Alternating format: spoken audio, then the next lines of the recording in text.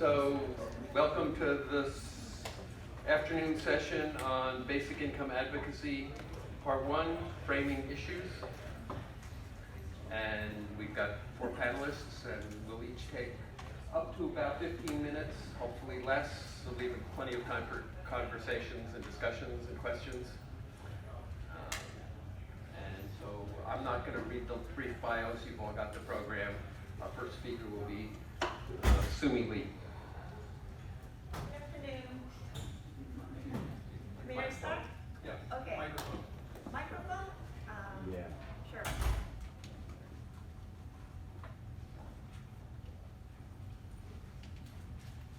Hi, my name is Soomi Lee. I am based in LA from University of Verne. And I am trained as an economist. But today, the talk is about people's attitude towards universal basic income. And I used the newly available European social survey conducted in 23 European countries. So here in my talk, the title of the panel is Advocacy, but I am just trying to objectively describe what's in the survey. So that's the purpose of my presentation. And you guys probably, if you're interested in universal basic income, you've probably seen like how, which country supports the most the universal basic income, and so on and so forth. And very simple reports were available on the Basic Income Earth Network website. But a lot of researchers got really excited to see this survey results because this is the only available comparative survey about the universal basic income. But I realized that, okay, despite the excitement and all the interest, I discovered that it's surprisingly, researchers are silent about this universalism and the unconditionality of the universal basic income. So I'll focus on these 2 features of universal basic income, which is universalism and unconditionality, and how these very distinctive features of UBI affect people's attitudes or appetite towards universal basic income. So that's the focus of my talk. As I go along, if you have any clarification questions, I'll take it, but we'll have discussions later on after the presentation. So, well, probably 90% of this audience are familiar with the concept of a universal basic income, but just in case you are new here, I'm gonna just go over the basic concept of a universal basic income that I copied and pasted from the Basic Income Earth Network, right? It does have some authoritative definition there. So it's a periodic cash payment unconditionally delivered to all on an individual basis without means test, right? Any work requirements. So I colored unconditionally and without means test or work requirements because they are the features that I am focusing on here, right? Universalism and unconditionality. So Thomas Paine, J.S. Mill, and Henry George, all these philosophers talked about the compensation for the capitalist, right? And another aspect of a basic income these days is automation and the future of work. When robots increase the productivity, we have all these resources available, but then there are not gonna be enough jobs, then what do? We need the basic income. So, but then okay, these arguments are legitimate and very interesting, but what's more important is the theme of this conference, basic income on the policy agenda, right? The first one, you're familiar with the picture. This was taken in 2016, right? From where? Swiss, right? Referendum, yes. So the whole population in Switzerland voted on the universal basic income, whether they want to adopt it in their constitution or not. It's a big deal. 25% of the support. People who support basic income got disappointed, but I think it's a significant support. And the second picture in the US, Andrew Yang is running for the president office based on a basic income platform. So, okay, these are real policy effort, like a policy making process effort to make this universal basic income be realized. But then a lot of researchers, political scientists have shown that public policy, public opinion, the attitudes of the public actually have substantial impact on policy making process. Well, a lot of people don't believe it, but it actually matters what people think, right? So that's why people are interested in what people think of a basic income, right? From the public perspective. So when we go back to this basic income definition of basic income, there are many people who defined basic income in kind of different ways, but then the essence is basically unconditionality and universalism, right? So these are the distinctive features of UBI, and it attracts a lot of people. It makes sense, but then also they are the most controversial aspects of the UBI, right? So I'm wondering that how these features, universalism and unconditionality, affects people's attitude towards basic income. That's what I'm gonna show you guys. So universalism, if you if you are against means test, then people say, yeah, it stigmatizes and demoralizes benefit recipients, right? And there's dividing effects, us versus them, taxpayers versus recipients, and because of that, there's a lower take-up rate, right?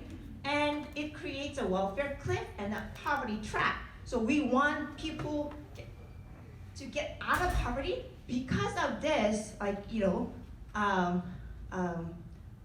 targeting a means test, we trap people in poverty, under poverty, right? So that's the effect.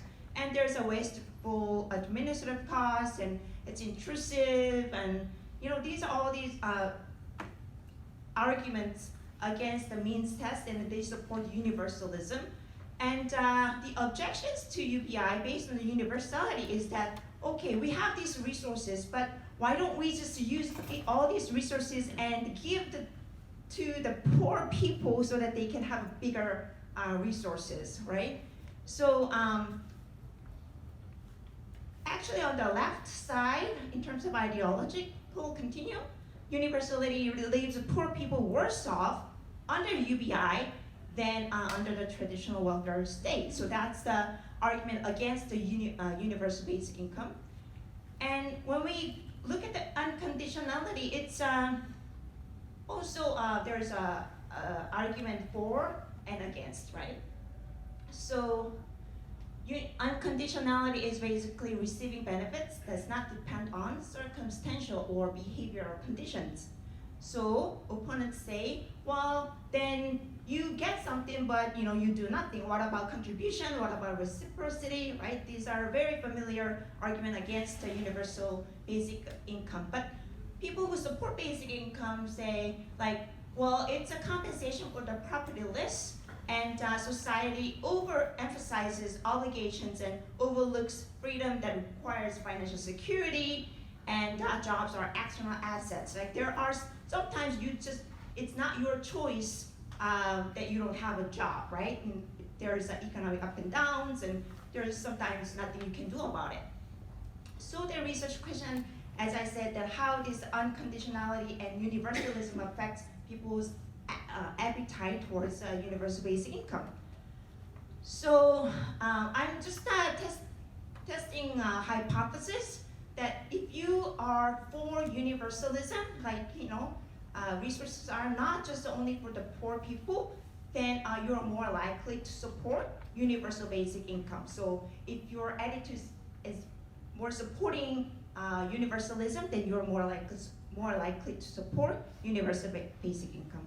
The second is if you are against the sanctions against the people, right, who benefit from the social welfare, then you're more likely to support UBI, because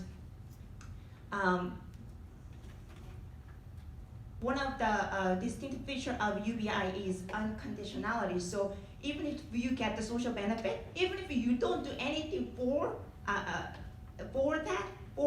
the society, you still need to keep the benefit. So that's the hypothesis that I want to test. So data is a European social survey. It's 23 countries, and the observations are 44,387. It's a large sample, and it depends. The sample size depends on the country size as well. The method of analysis, I use a by-product model, but it basically you estimate the effects of universalism and the unconditionality on the probability of individual support for universal basic income. So the dependent variable I use is attitude towards redistribution, attitude towards universal basic income. So redistribution, so when you think about universal basic income, people may think that it's just one tool within a broad redistribution policies, right? So I'm looking at how then unconditionality and the universalism affects on both of them, right? So if you're really for universalism, then you're more likely to support universal basic income, but you might not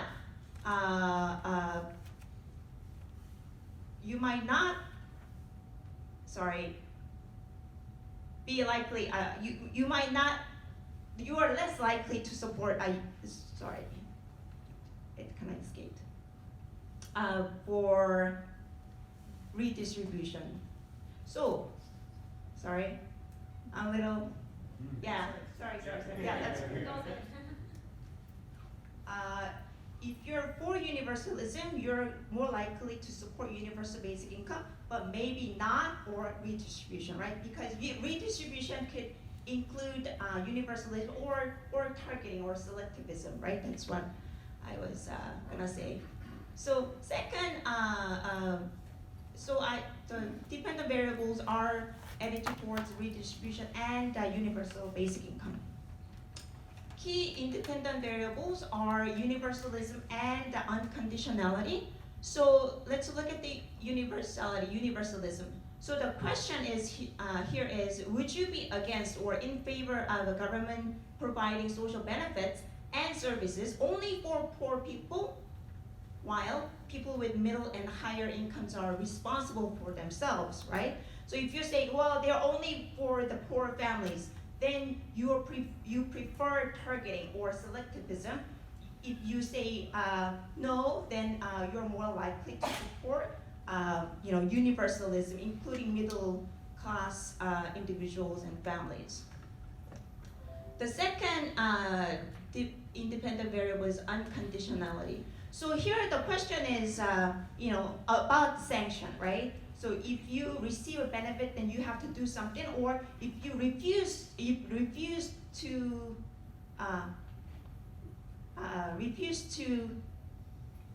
take a job, right? In exchange for the social benefit, then what should happen to that individual? For instance, Mike is here and he's unemployed, and let's say someone offered a job to him, and he said, no, I don't want to take that job because it pays less than my previous job, or it requires only high school degree, but I have a PhD. Or he could say, well, I don't want to take the job because it's unpaid, right? Then what should happen to him? What should happen to him? Should he keep all the benefits, or should he lose all the benefits, or somewhere in between, right? So that's the question that the survey asked people. When it's a lower value, that means you are okay with the sanction. You should lose all the benefits. If it's a higher value, that means you should keep all the benefits. That means I don't want to impose sanctions on unemployed people, right? Then you should be able to see those people are more likely to support the universal basic income. So I control for all the demographic variables: gender, age, educational attainment, household income, union membership, and all other standard control variables here. So let me show you some results. First of all, so these are the 23 countries, and you see Lithuania, Russia, Hungary, Israel, Slovenia, Belgium, Italy, Poland, Portugal, Ireland, and Finland has a significant score for UBI. But when you look at these minus signs, Estonia, Iceland, Austria, Germany, Sweden, Switzerland, and Norway, a significant majority are against the UBI. And those countries in the middle are kind of ambivalent about UBI. This is the correlation between support for redistribution and the support for UBI. So you see this positive correlation. That means if people are kind of supportive of general redistribution, they're more likely to support UBI. So it is pretty expected, and nothing really surprising here. When you look at the percentage of respondents who said, okay, social benefits are not just for the poor. So higher numbers indicate higher percentage of people who support universalism, right? The social benefits and services are not just for the poor. So when you look at Netherlands and Norway, Belgium, the Nordic countries, they prefer universalism. And here, Italy, Hungary, Lithuania, Russia, they prefer targeting and the selectivism, right? So there's a huge variation across the country. Unfortunately, we don't have like Canada and the US data here. And this is unconditionality sanctions, right? Higher numbers indicate I don't want sanctions against unemployed people when they decline a job, right? So there again, Germany, Lithuania, Russia, interestingly, they don't want to impose sanctions against the unemployed. But here, Italy, okay, I don't know, somehow Italy, Italians are really selective and they want to impose sanctions. Slovenia, Poland, so there is also a huge variation in terms of unconditionality. So when you look at, okay, so this is just a quantitative analysis results, but so the universality and unconditionality, I'm gonna show you graphics to understand a little better, but just a quick gender effect. So general redistribution, females are more likely supported, but in terms of UBI, there's no gender difference. And age groups, in terms of a redistribution, there's no age effect, but when you look at the UBI, the 0.927, that means older generations are significantly less likely to support UBI. So younger people are statistically significantly more likely to support UBI. There's a clear gender effect there. And there are other ideological effects, but I'm gonna skip this one for now. So the major results are here. First, how universalism affects UBI. Well, so our expectation is that if you prefer universalism, then you're more likely to support UBI, right? The result says otherwise. actually, when people really care about like poor people, like targeting the poor people, then if they prefer targeting and selectivism for the poor, then they are more likely to support UBI. So it's theoretically unexpected, and it kind of makes sense, but I need to think more about how to interpret this. The second one, conditionality, sanctions, right? So less sanction, more likely to support UBI, right? So that's what the data actually shows. If you prefer no sanctions against the unemployed when they decline the job, then they are more likely to support UBI. So unconditionality is strongly correlated with the support for UBI. So sanctions and unconditionality and work requirements, right? They could be really convincing for people to convince people for UBI. So this is just a discussion and conclusion, and I'll leave it at that, and I'll take questions and discussion points later. Thank you.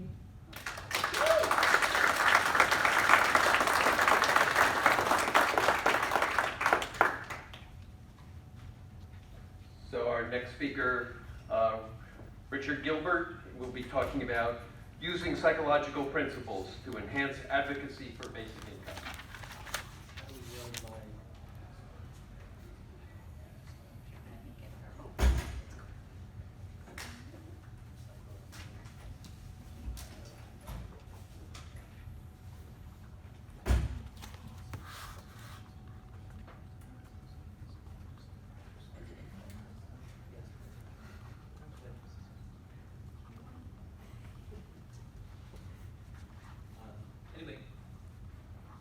Can you hear me okay? Yeah. Yes. All right, so my name is Richard Gilbert. I'm a professor of psychology, also in Los Angeles. We have a big LA contingent here.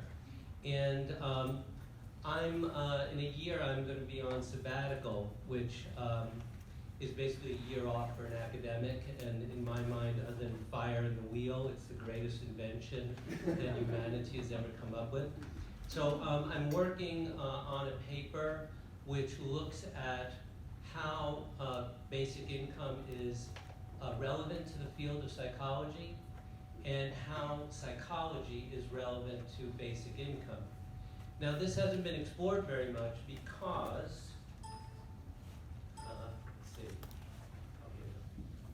because psychology has had a very limited role in the basic income argument.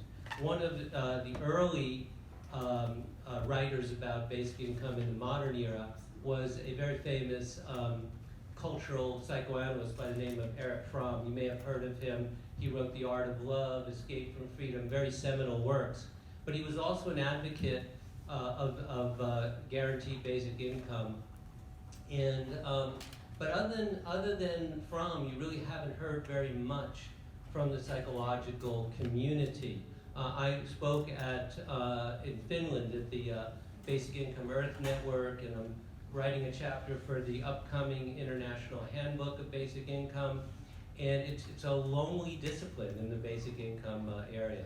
So I'm trying to hopefully increase the involvement of psychologists, and I think that makes a lot of sense because the first point is that psychology, basic income, is relevant to the field of psychology.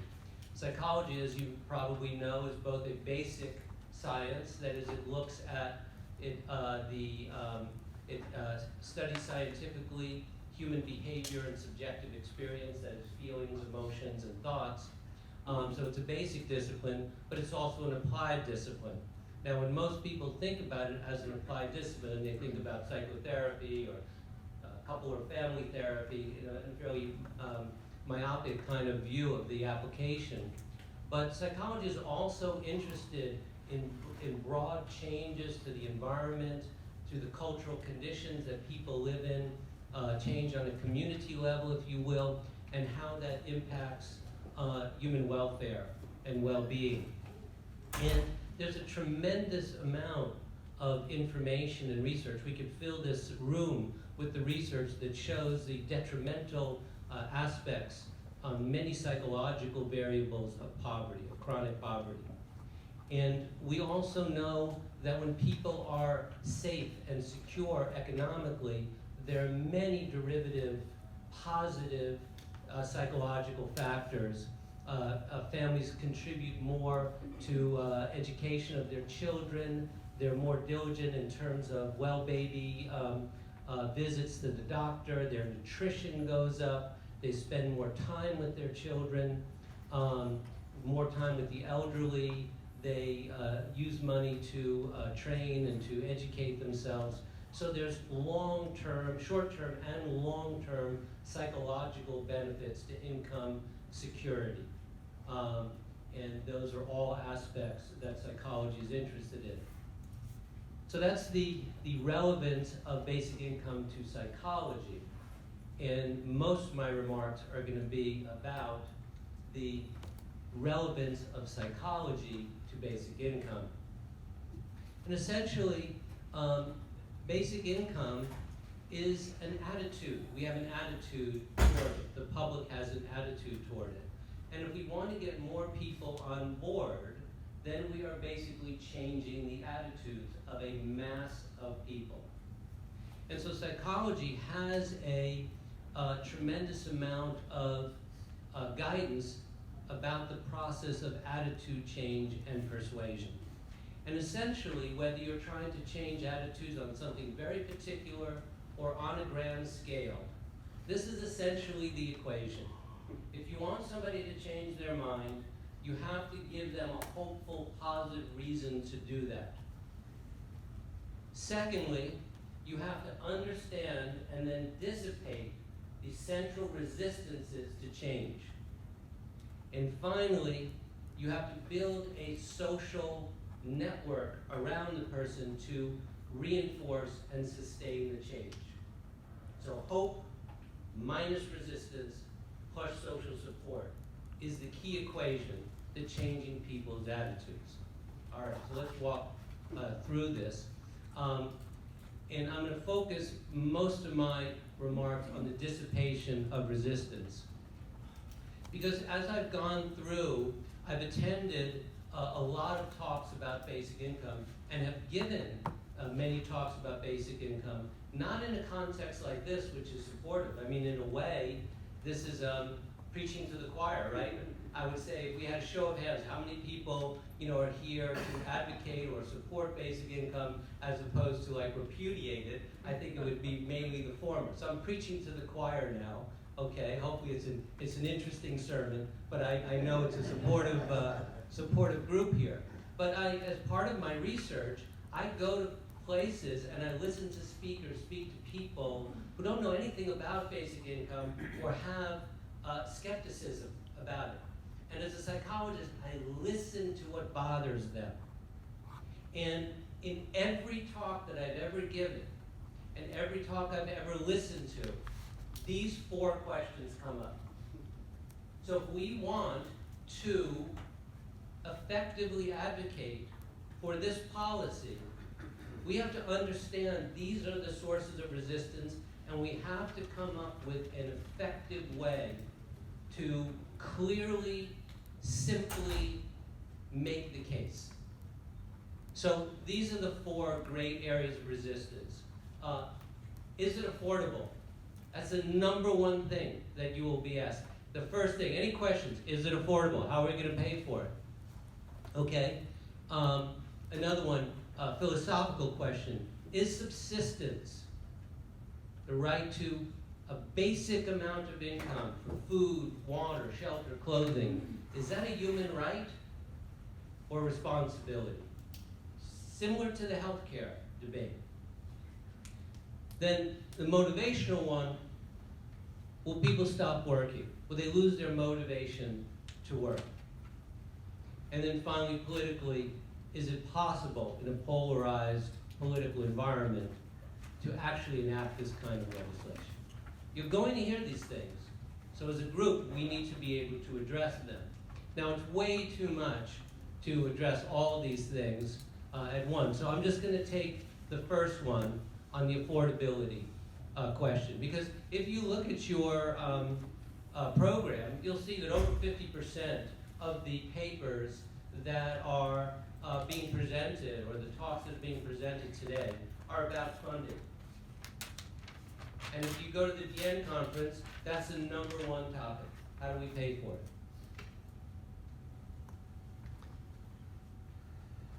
Okay.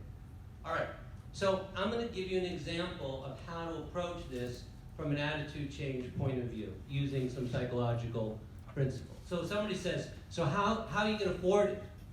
How are you going to pay for this? They don't say it nicely, they say it like that, with edgy skepticism. Okay, and there you are, pinned to the wall. So the first thing you want to do is to validate the question. I said that's an excellent question. That is one of the core questions in this whole discipline. So now you validated, you're more together. And as that person is a proxy for the whole audience, you're more together. Yes, we have that as a problem. I'm not going to deny that. So we establish rapport and mutual respect for the questioner. Then I would recommend saying to express optimism. Yes, it is affordable. There are a number of things that can be done to finance it. This is the hope part of it, okay? We can get into that in more detail. But we need to go through a careful process in order to determine the affordability. So now you're holding back the reveal. You're saying we have to go through a careful process, and at the end you're going to find out how to afford this. Okay, so now they're interested. So you're promoting attention. But then I often say, and I've worked on this to see what works and what doesn't work. I said, I told you it was a really great question. It was a fundamental question. But you know what? It's not the first question that we have to ask with regard to affordability. We can't jump to that. The first question is, we have to ask ourselves what we want, what we value, what is important. You have to have an agreement on the level of values. And if you have an agreement on the level of values, then you go to say, okay, we're all in agreement, this is something that we want to do. Now let's put our heads together and figure out how to fund it. Don't jump to funding models until you have an agreement on the level of values. Now I put a picture here of Whitney Young, who's one of the very influential member of the civil rights movement. And he made this incredible comment. He said, when we approached World War II, and we were facing whether or not to join the Allied powers against the Axis powers, basically for the survival of democracy, we didn't say, how are we going to afford that? We can't afford that. We made a decision, we better afford that. Because it was an existential decision. Now everybody's together. And then they went and figured out how to fund it. Do you think they had US bonds before the decision? Did they go, okay, let's have a conference and go over 15 different funding models and agree on one before we decide? We'd be dead by now, okay? So you get an agreement on the level of values and try to get a consensus, and then you're ready to try and figure it out.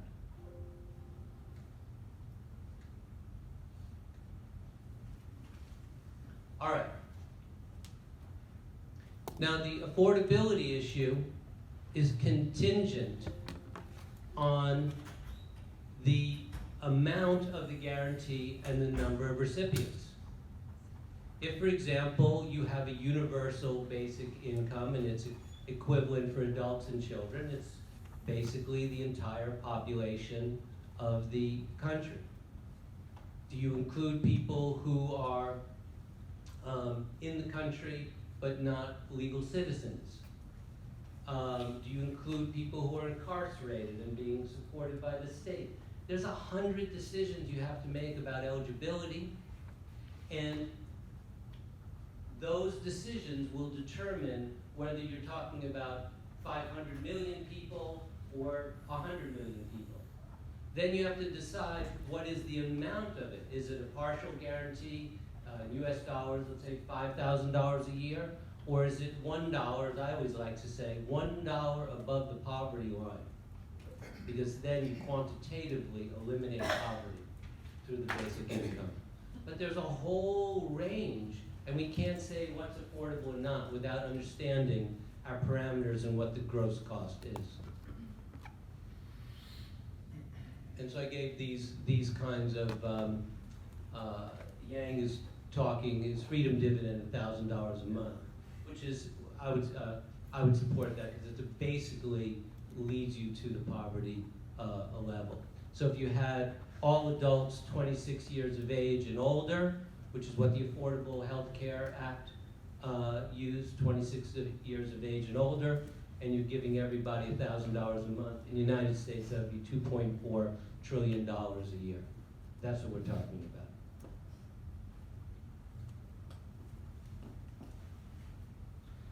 Now, the next thing you need to address once you come up with the gross cost is that I would recommend not trying to determine a single cost or a single method of paying. Because you have different sizes of political communities. You have municipalities, small towns, you have states, you have provinces, you have entire nation states.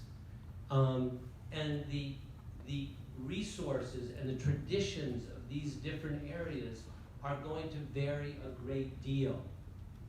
So let's say you're in Norway and you have a lot of oil reserves, or Alaska where we have the permanent fund operating. They have natural resources that can be used as a big part of the funding. Whereas another country may not have that, and so they may need to put some other package together. So our job is not to debate amongst each other about a single fixed funding method. It's to present to people in a hopeful way an extensive menu, like going to a good restaurant and saying, you can fill up in a variety of ways. Here are the options that we've developed. Now, what would be applicable to your town, the town of Stockton, the province of Ontario, the state of Switzerland? It's very, very different. So we don't want to get locked in, because then people will object to that. We want to give them the menu and then collaborate with them on the utilization of which funding models, what combination of funding models will get them to the target gross cost based upon their eligibility and the amount. You see the difference? Don't lock yourself in. Now,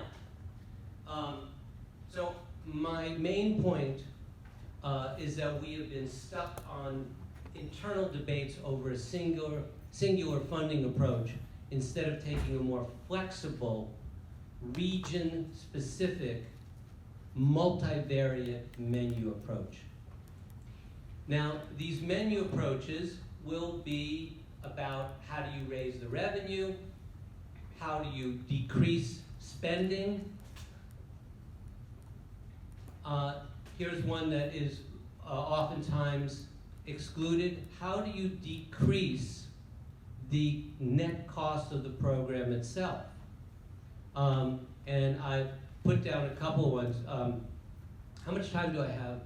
You're about out of time. I'm about out of time. Anyway. This is good. Okay, very quickly then, let me just highlight one. Increasing revenue, there's a million ways you can get the money. Decreasing spending, there are different kinds of ways that you could decrease spending in the society. But the one that's not really talked about a lot is decreasing the net cost of the program. And I just put down two ideas. One is preemptive fraud reduction, okay? There are a lot of white-collar criminals, brilliant white-collar criminals, like Bernie Madoff is sitting, in a prison. We're paying for him, and he's a brilliant psychopath. I would want to recruit him, and I want him to come up with how you could bilk the system. And if you do that effectively, and we can prevent it, and you make save hundreds of millions of dollars, Bernie, we'll cut your sentence. Do something good. There are many of them though. There are many Madoffs though. So you cannot hire all of them. No, I know, you do as best you can. There's a movie like that, like based on the app scam. Yeah, it's white collar restorative justice, basically. That's what I'm using, okay? And Christian Bale. Yeah, and then voluntary give back incentives that, you earn a certain amount of money, and then in your tax filing, instead of saying you want to give $3 to the president or something, you say, hey, you're making this particular amount of money, we recommend that you take 40% or 80%. And again, whether or not you enforce it or it's just voluntary or something like that, I'm just throwing out a couple of ideas. And I think that's about it here. These I don't have time, they're biases that are also part of the things that you have to get through psychologically. And then finally, the last part, I'll end with this, which is the social support. We have to not be insular. We have to take these ideas to people who are less familiar about them, who are skeptical about them, and learn how to talk with them and learn how to get through these things. Thomas Merton, who is the final picture here, wrote a very famous work called Letter to a Young Activist.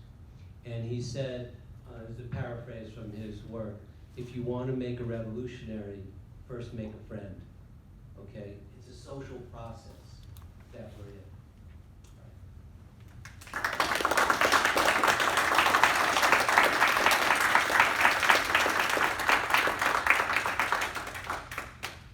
Thank you, Richard. Rachel Presser will be talking about, I guess Rachel will go first. Actually, can I just use the podium? Yes, I was just going to say. Yeah. Oh, She's I not don't need using one. PowerPoint. You don't need one. Okay. Yep. Yeah, normally I would have a very snazzy PowerPoint prepared, but I just literally dashed back from E3 in Los Angeles, and there wasn't time for that. So right now, actually on the note of E3, well, I'm a game developer. That's what I was doing over there.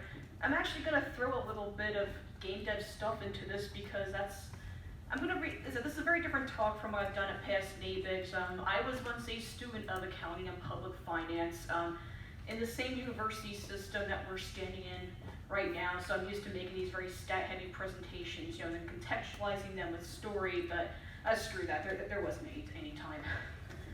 So I'm here to talk about reframing the discussion of universal basic income with the federal jobs guarantee, because both have been pretty hot topics if you've been paying attention, to our political discourse lately, especially, what with it's come up with the Green New Deal, Bernie Sanders proposing the Economic Bill of Rights, Andrew Yang is also, is running on universal basic income, and I've seen a lot of support and a lot of dissent for the proposal he's pushing in particular. And so, rather my discussion, but my talking points I want you to think about, especially as Richard had just put it, we need to communicate these ideas to people who are resistant to them, get out of that, preaching to the choir mindset, the whole, what was the phrase I keep hearing, echo chamber kind of deal. So rather, it's not about, oh, well, can we pay for universal basic income? Is it feasible? It's more, why should we do this? How much basic income, should we be talking about? So on the note of game dev stuff, that's what I'm going to lead this off with. So as I mentioned, just got back from E3. I actually, right before I left, I was running a thread on my Twitter account, which I spend way too much time on. And I was running a thread because I was having some trouble coming up with a scene for my game, because I've been kind of far removed, from like some of the bullshit you have to do at office jobs. I've been job free 5 years now. Yay. Sonic Toby has been running for quite a while. I've been free from the tyranny of a day job for 5 years now. And then when I still had a day job, I only worked for pretty small firms, so I just didn't have to frame a reference for what you do at a corporate tech job. And so I have a lot of tech people who follow me, and I said, hey guys, help me out this scene. What's a really dumb reason you had to stay late at work, or like you had to do some really stupid task that was time consuming and just was a waste of your life. And I got flooded with replies. I dumped the stupid tech task thread. I just saved it in my game design document and started writing scenes from it immediately. However, I was just looking through like the first 2 pages and just said to myself, holy shit, how can you not be in favor of a basic income reading these replies? Just the Herculeanly stupid things like people have had to do for money, like, and yet you support a jobs guarantee that's gonna make you do this all day instead of something that would actually help society. So that brings me to this next point. I think that, so okay, well, basic income is a global movement, as it should be. I think that when it comes to talking to Americans about it, we've got some difficulties. There's a reason why you've seen like the left really rallying behind a jobs guarantee over a universal basic income. Because first, it's the whole American concept of, oh hey, why make life better, for everybody. Oh, you only have like one option to pick to stop people suffering. That's like the first mindset a lot of Americans tend to be stuck in, for one.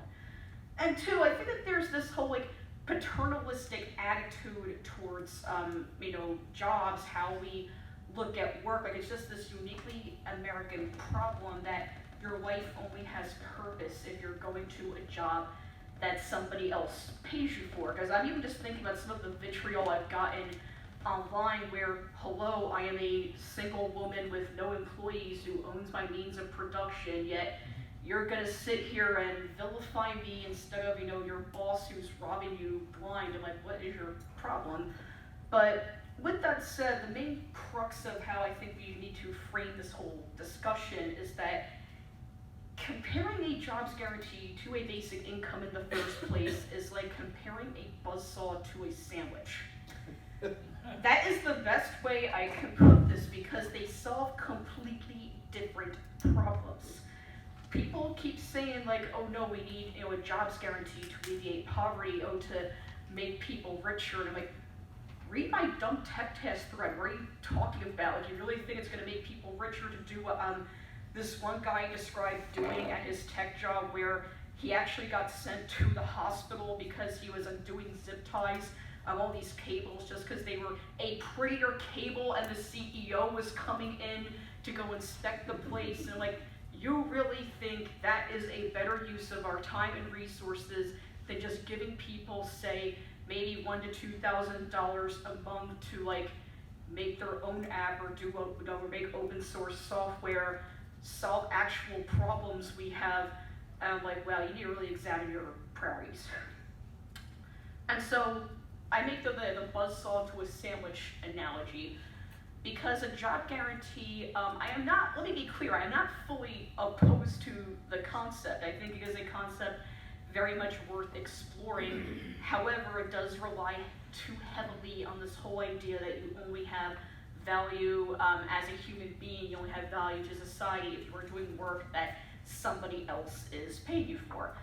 And namely that it only solves the problem of not being able to find a paying job, whereas basic income solves a whole host of problems. It solves namely the problem that, like, as human beings who live in a society, we do have a right to a very basic level of sustenance regardless of our ability to work and our willingness to work for somebody else. Because for creatives, like, and entrepreneurs, in particular, like, that's the thing, like, we're not, just like, collecting the money, sitting on our asses. Like, we're actually, we're starting our companies, we're working on our projects. In many cases, a lot of our money is going out to other people. Like, I'm just thinking of this past month, like, so much, like, virtually, like, 80% of my income was going to other people working on my game. So I don't buy this whole, if you just give people free money, they're not going to work, or oh no, they'll be better off doing the things outlined in the stupid tech task thread. Oh yeah, great idea. And so it's not just the ability to focus on our own projects. It's just what's kind of galling in this whole framing, the job guarantee should substitute the basic income, is you are leaving out millions of people who cannot work a full-time job, either because, they've got, kids or like elderly relatives to take care for, and that also ties back into the current discourse show, because like Elizabeth Warren has proposed universal child care. That's a policy that's getting more discussion, and hell yeah, we should have universal child care. We should have that in addition to a basic income, along with many other political reforms that would solve problems. I've heard many other leftists bring up, like mainly they're concerned that, won't the cost of everything rise? What about housing? What about, this, what about that? Which they are legit concerns, but the one problem I think we have in framing basic income is that it is meant to solve many problems, but I don't think we should view it as a band-aid. We still need other policies to work alongside it. Now, with all that said, basic income kind of gets framed as this apology, for late capitalism, that it's just putting it on life support. And then one of the dumbest things I've heard is that the job guarantee is going to seize the means of production, and a basic income will not do that. And I have to really digress from that, because here's how I think we need to frame this. So I'm with the Democratic Socialists of America. I'm part of their debt and finance working group because, I used to belong to the Fed hellhole known as the financial industry, and this is what I would rather do with those accounting degrees I wound up not really using when I got out of school. And so, yeah, just based on some of the things that I saw in that industry, and then when we were talking about our last meeting about raising, the fervor for public banking, like postal banking is actually been getting a lot of discussion right now because it's been proposed in the Bronx. It doesn't require congressional approval. That's a whole other topic I'm happy to discuss later. But the reason why I bring it up is because we've discussed in both the chapter meetings and at the debt and finance working group, is that a lot of people don't realize some of the problems we've had, just with the banking sector and how we need to take that back. So if you really want to view a job, basically the ability to just get a job, whether it be from the government or the private sector, if it's a right that is guaranteed to you, we need to view basic income then as our seizing the monetary system. And unless we completely abolish money, we need a basic income. It would be really cool to see the complete abolition of using money altogether. I don't know, crazier shit's happened in my 34 years. But I kind of doubt that's going to happen anytime soon. So for as long as we still need to use money to pay for the goods and services that sustain us, we need a basic income, and it is a completely separate concept from the job guarantee. Because, yeah, even though it would be great to have more public banking and or postal banking, worker co-ops, all these things that have been, suggested, excuse me, either as, just a means, to equalize things, to put us back on a level playing field, to have some ownership of our labor. Well, basic income will give us ownership of our time, another concept that is definitely foreign to a lot of Americans. It's something that I've now had for 5 years, and whenever I just think about how, I have the ability, to accept and to turn down work, to choose where to go. Case in point, I was just at one of the largest gaming industry events of the year. I was never able to do that when I had a job. A job guarantee would not have done shit to help me not only achieve my dreams, but as a child abuse survivor who has frankly, spoken about my experiences, I actually gave a talk at last year's NABIG about the ways that child abuse survivors tend to be marginalized in American society, especially with work worship. Long story short, traditional work environments tend to be very stressful and triggering for us, that while we may be intelligent, capable, hardworking individuals, we want work, we don't want a job. And so that's the thing, the job guarantee does not take that into account. Or same for individuals with disabilities and chronic conditions who cannot they cannot work, that that 40 hours a week, that whole like talking point, oh no, working 40 hours a week should live in poverty. It's 2019, say no one should live in poverty. Screw how, it's 2019, richest country in the world, what the fuck do you mean? Work 40 hours a week to live in poverty? No, no one should be living in poverty, no one. And so I think I'm like running out of time here. Yeah. So to cap this off, instituting a basic income does not have to come at the expense of other social programs, and yeah, we should propose it with additional safeguards.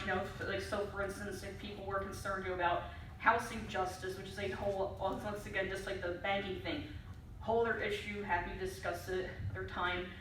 Like, yeah, if you want to propose like universal housing, universal rent control with that, propose an even higher minimum wage. I think even $15 an hour is like too little for how much things cost now. Yeah, I think that we definitely should have these discussions, especially if you want to turn people onto the idea of basic income who are resistant to it.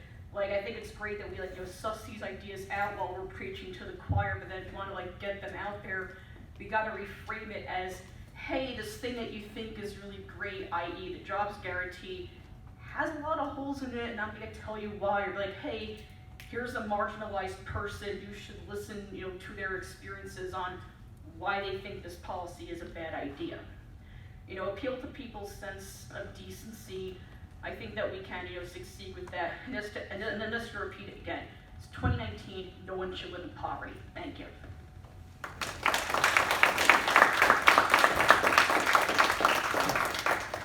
And our fourth speaker will be Pierre Madden, talking about, in the struggle for UBI, employment is the battlefield. And then afterward, we'll have time for questions, so I might start taking questions.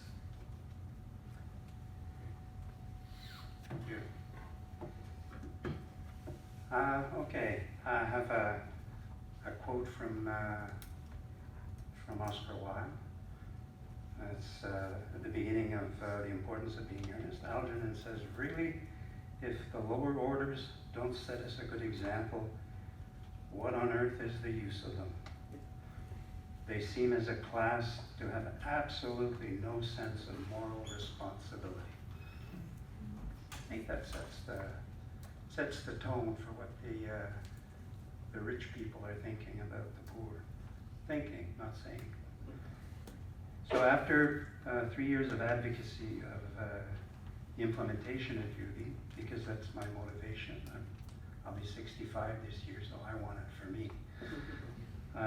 So I've concluded that the struggle hinges on the underlying debate, or lack of debate, over employment. As long as the virtue of employment goes unquestioned, UBI will be discounted.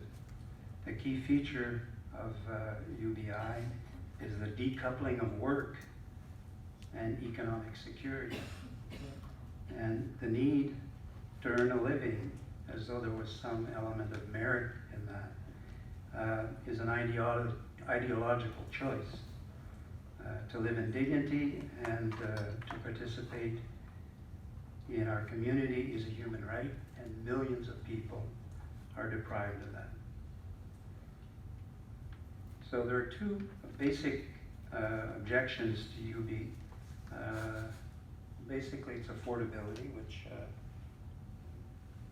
Richard touched on, and the issue of fairness, which Rachel touched on. I think the question of sanctions and a lot of times you hear, well, UB is brilliant if only we could afford it.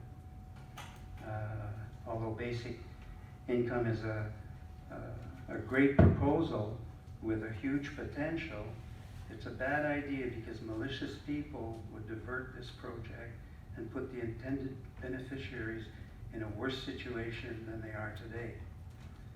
So instead of investing in the individual, it's more prudent to continue expecting him to manage, as in where I live, $628 a month, and claim that that's not a punishment. They'll say that UBI is an excellent idea, but it's not enough. It's not a panacea, therefore it's to be rejected.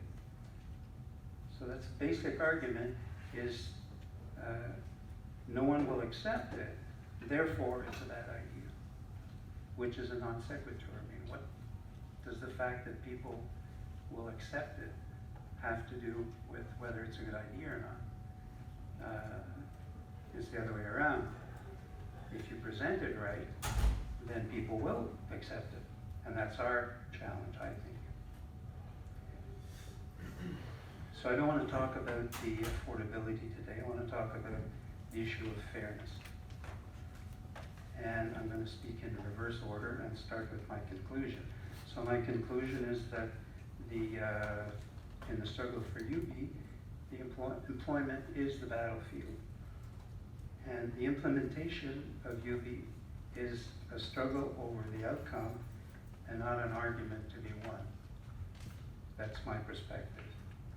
So it's fundamentally counterintuitive.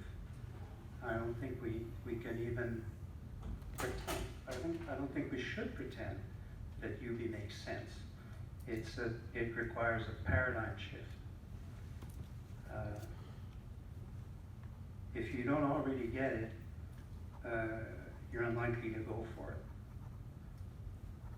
So we would like to believe that rational argument carry the day. Confirmation bias makes this extremely unlikely. You have to persuade rather than convince.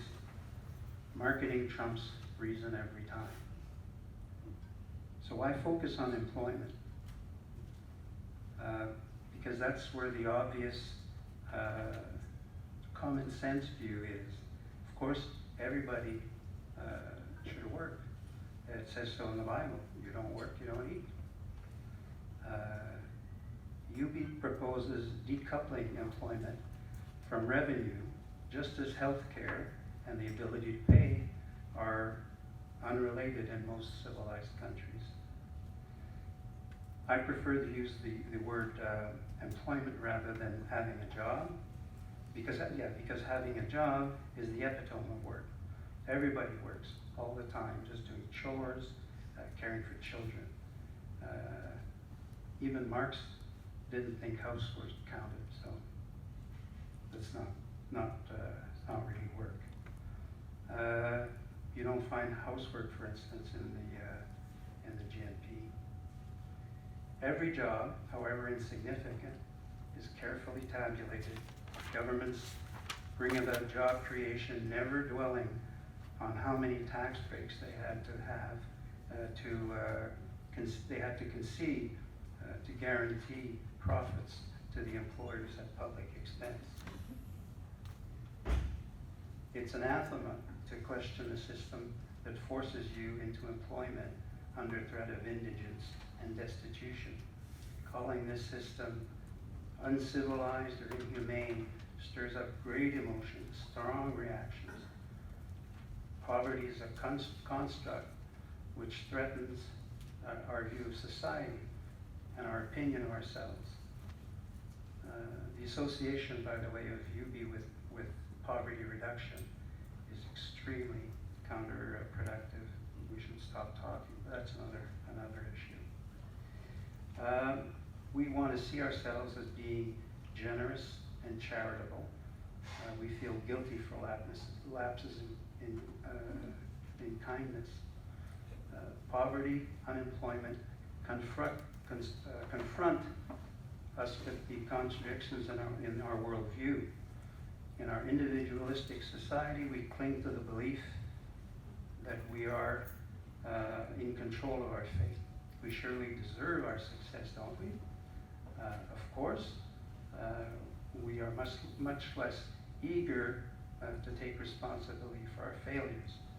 Circumstances seem to play a greater role there. People who succeed will point to their hard work. Of course, many who work very hard don't get anywhere. So, work is sacred. Employment is a sacred cow. Everybody believes in it.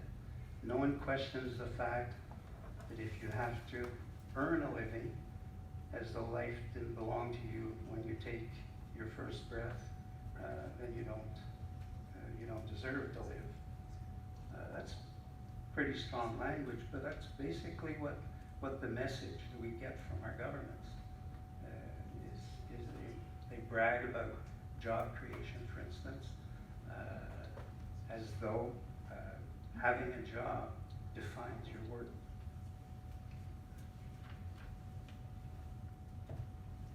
So I think I'll stop there, and I've stirred up enough material for discussion, and we'll take some questions. Great.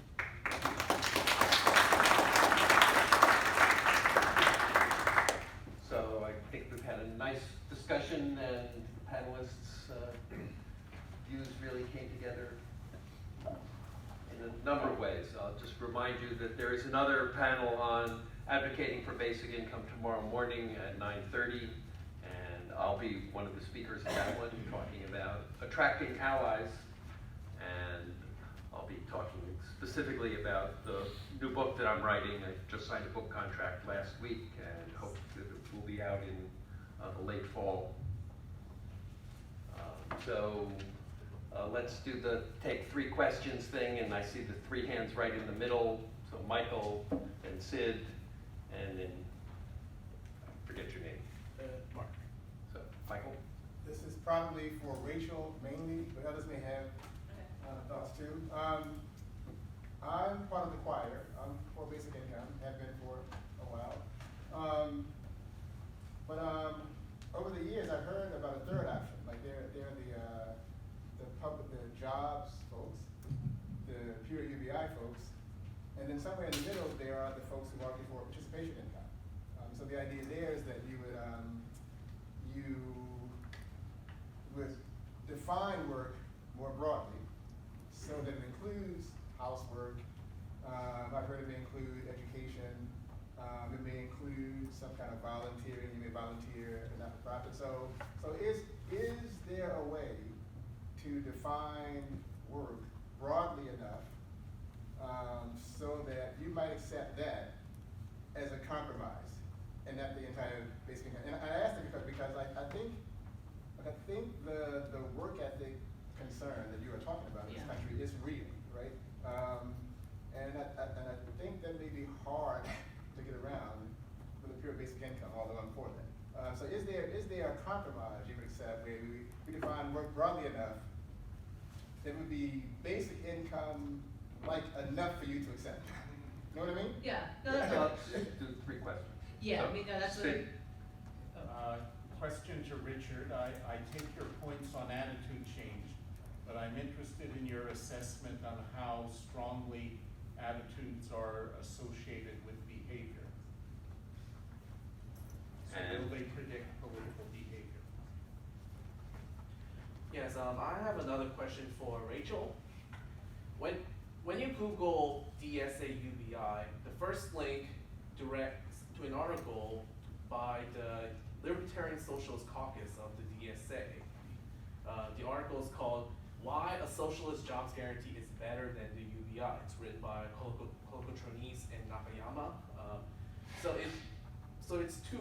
Its argument is that UBI is, number 1, will cause hyperinflation, and number 2, within the existing neoliberal power structure, will create a dependent subaltern class who would in their according to their logic would be in a sense coerced to volunteer. They call it oppressive volunteerism. So the article says that as an alternative, If you could be brief. Really quick. As an alternative, they cite the national workshops of 19th century France and the Hefaz program in Argentina 20 years back as an alternative. As a member of the DSA, what is your commentary or rebuttal to this? Can we start with that one? Okay. Yeah, so the DSA is kind of a Big Tent organization. I mean, like I'm obviously, in the UBI camp. So are countless other DSA members. I mean, I personally don't agree with that stance. But I mean, I don't know if you're on the up and up with like DSA inner workings, but basically, My local chapter is also nationalism mess, and I hate that article too. But with that, I mean, with all that said, these are also, these are concerns I have heard, from other leftists frequently that, oh yeah, it's gonna cause hyperinflation, everything else is just going to go up. And my response is, their costs are going up without a basic income. Choose the less barbarous option. That's like what I tend to revert to, cause costs are already astronomically rising, without any safety net in place. So I think we should go with the options. You were on this panel too. Yeah. Someone might have a question for you. Yeah. You want to answer Okay. Michael's question about Okay, yeah, no, participation no. income? Yeah, I actually had not heard the term participatory income before. That's a new one to me. No, and I think that we definitely do need to change the conversation on how we view work, because as it stands, in America, like, job worship is very real. I think a lot of us really feel that. I know that, as I mentioned, so I've been, out of traditional employment for 5 years now. I've had my own business for some time, but I just remember, like, how palpable it was those 5 years ago when people definitely looked at and spoke to me differently, once I lost my job and once I said, hey, screw it, I'm not gonna go back to the financial industry. Oh no, even among groups of people you would think were more rebellious, oh no, that mindset is very deeply set. And I think that, the whole idea of basic income and then, hey, America has a work ethics / work worship problem. They are two separate issues that converge more or less. I think that those are two different conversations that need to be had. And from what I can observe, I think this is maybe getting slightly better as more people have been, I think, recognizing that, hey, maybe we've been getting fleeced all this time. Isn't it kind of a stupid concept that you're supposed to labor, for 30, 40 years and then maybe you get to enjoy it in your 60s. I think 2008 changed that for a lot of people when so many older folks had to go back to the workforce, so they didn't really have a choice. And the fact that so many people now work 2 jobs and still can't make ends meet. I think more people are waking up to how badly we are being fleeced, and that working all the time it does not make you a better or worthier person. We all deserve as a basic level of sustenance, and it's 2019. Nobody should be living on poverty. Richard, you want to answer the question from Sid about attitude change? Yeah, I mean, There's no microphone.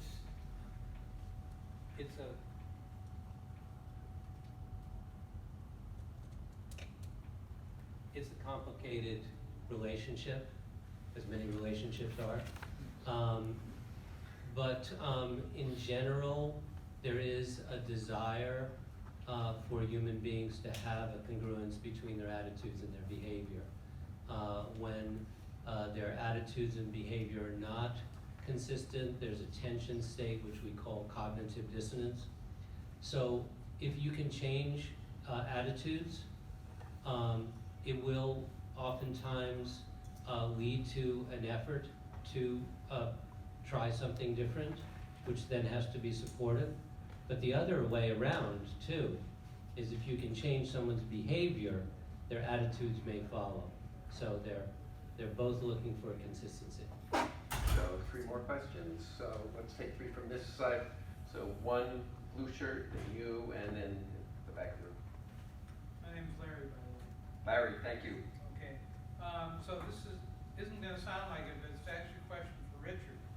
And that is, when we're talking, to me, it's more important to focus on the issue of work in terms of the health of our society than to focus on the automation issue around jobs. So, and 2 resources I think are useful that haven't been mentioned on the work issue. One is The Abolition of Work by a guy named Bob Black, and the other is a book called Bullshit Jobs by David Graeber, who does talk about UBI as a result of that. My question for Richard, though, is how are people going to respond to the much larger threat of thinking about work in a whole different way compared to just worrying about automation? Okay. And you, please. So questions for you, Pierre. I'm working in the development corporation world, and I am looking into basically income as Speak a up. poverty reduction method. And you said that it's counterproductive. I would really like to hear your thoughts on that. And in the back. Does UBI community in general are ready to formulate the actionable steps? Like if we talk gamification, can we like provide what parameters can be gamified? Or if we talk psychology, are we ready to like formulate the general guidelines how to approach?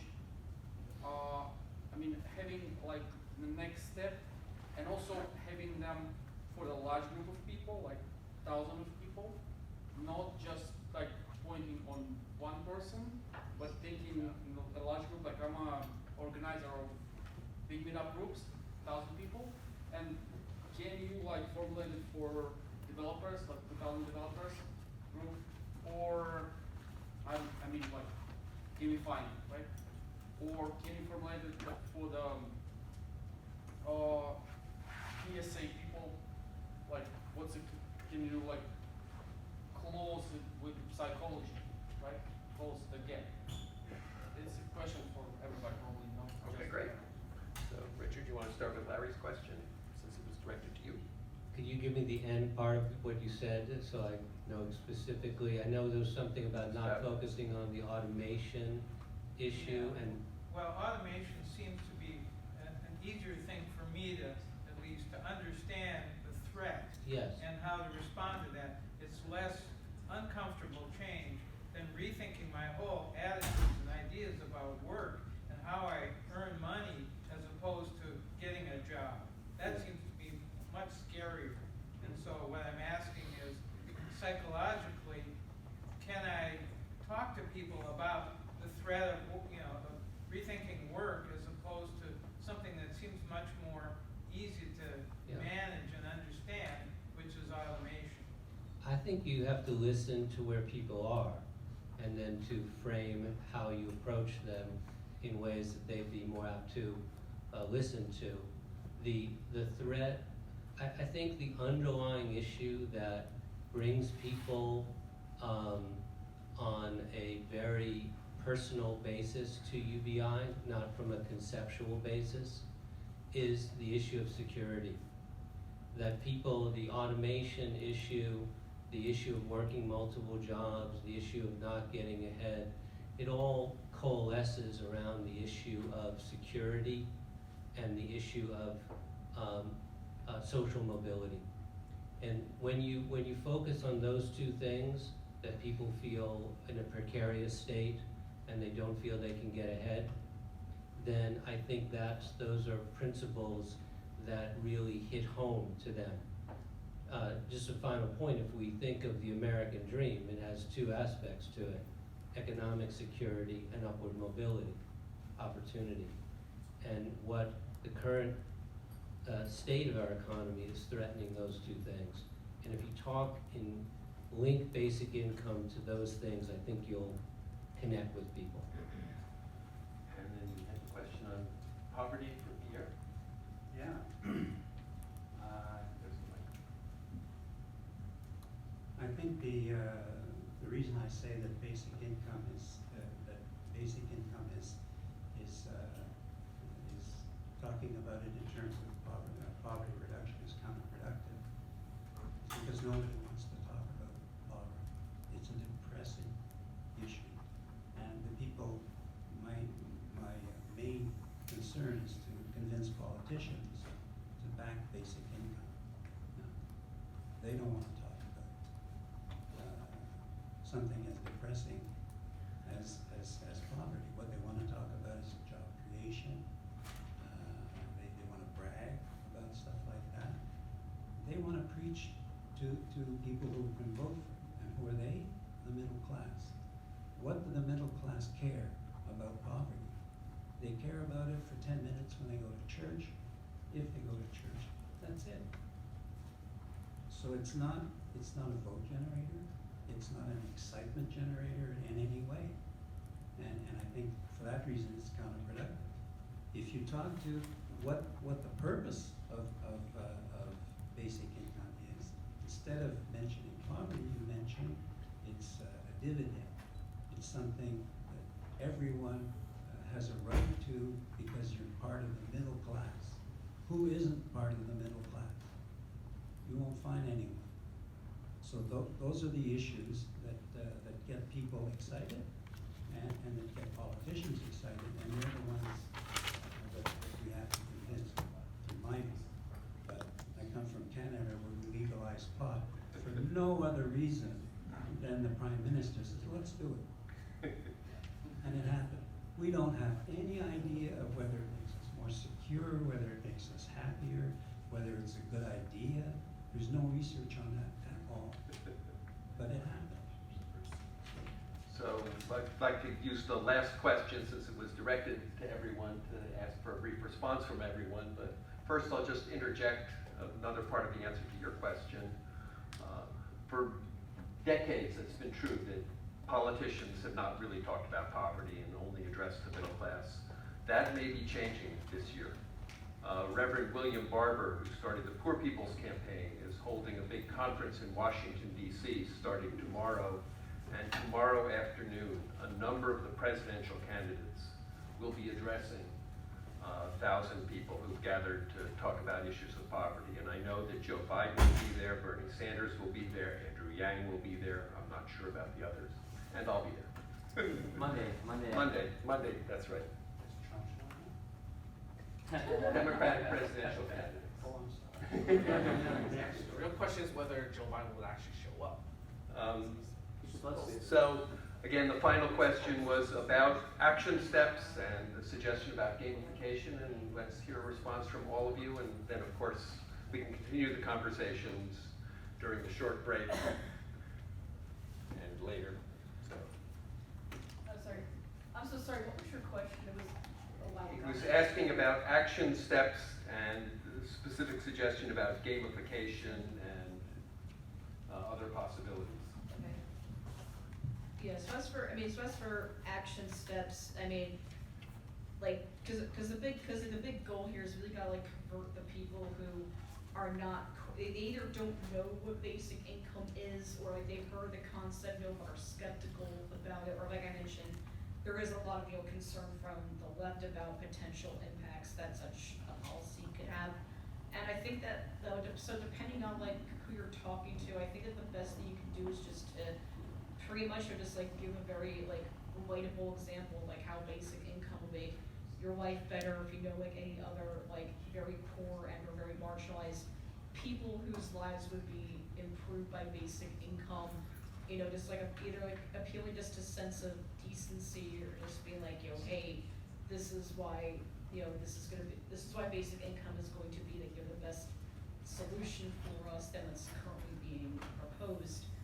So as for gamification element, it's actually, interesting you bring that up. I was talking to a guy at the last NABIG at hosting a UBI game jam, because it's also gotten, just like thinking of the indie developer community that I'm a part of, like basic income has definitely been a hot topic for a lot of us. I can't really speak for the AAA sector, but I know that for indie devs, like a lot of us are in favor of UBI. Although interestingly, the only like game I'm aware of that actually discussed it was against it. So I think that, I don't know, is like for any developers who want to, like talk more about how basic income will be better for us as creators, but more importantly as people, I don't know, I think that like maybe like will be a really cool installation for something like Games for Change, or just taking place this next week, or other types of festivals that showcase more serious games. I think it'd be pretty cool if like we did something like collaborated with I think she's actually exhibiting here, that photographer who documented the Hamilton basic income experiment. Because I talked to a lot of those people who received it. Jesse is right. Oh, hi. Hi. Because I talked to a lot of the recipients when I came up to Hamilton last year, and it was just like, I don't know, last year's NABIG was just so uplifting and powerful, because there were like so many people in the room talking about how like Because I remember like just like choking up in the back like when this like disabled woman was talking about how I think she said she like was just like really depressed, even like feeling suicidal. And when she had basic income, she says like well like I finally felt hopeful. I was using mental health services less, and then I was like frantically tweeting all the same, shut up about your job guarantee. Listen to these people who have it way worse than you do, and oh my God, like how can you not see this? Thank you. So Pierre, any comments about action steps? Oh, wow. As a currently employed person, I'm subject to gamification. That's how they keep you on top of controlling your ladder. That's how they keep you in line.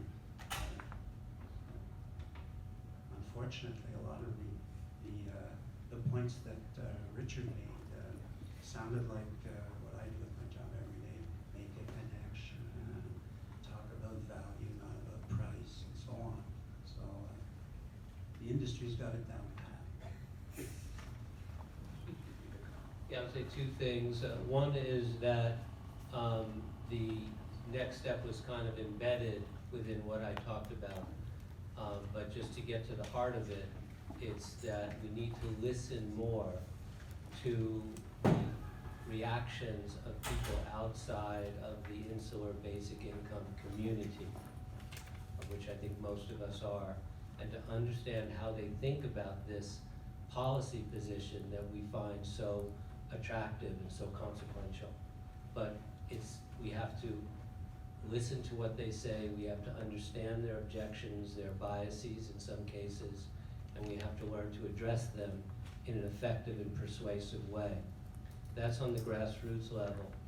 The one thing I didn't mention, because it's a whole nother talk, what we were talking about afterwards, on the political level, I think we need to stop with basic income trials. I think this has become a co-optation that governments have promised, have said, oh, let's study it and let's get data. Well, there have been 24 trials out there, I've read them all, and I think that a lot of them are being co-opted.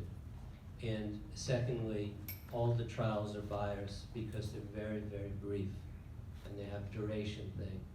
And my aspiration would be we pick a little town and we develop a permanent basic income program in one small town and show people what it's like.